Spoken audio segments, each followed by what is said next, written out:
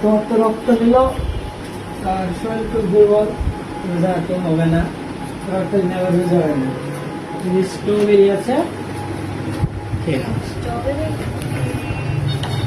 আমি কবে নিই, মানে আমার এর আগে সেদিন এসে রাজশাহী এসে বলছিলে কিন্তু নিয়ে যেতে পারিনি, আজকে নিয়ে আসলাম তানিয়া আপুর বাসায় খাওয়ার। এখন সমস্যা, টাকার অনেক সমস্যা, এতগুলো পরীক্ষা করলো।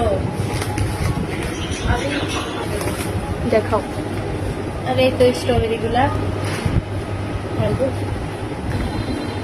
দেখি।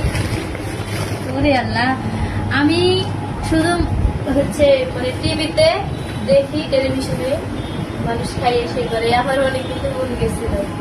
আর ওইও ওকে আমি বলেছিলাম টাকা দিলে কিনে নিতে পারেনি, আবার এগুলো পরীক্ষা করা লাগে, অনেক টাকা পয়সা লাগছে, তাই জন্য করবে।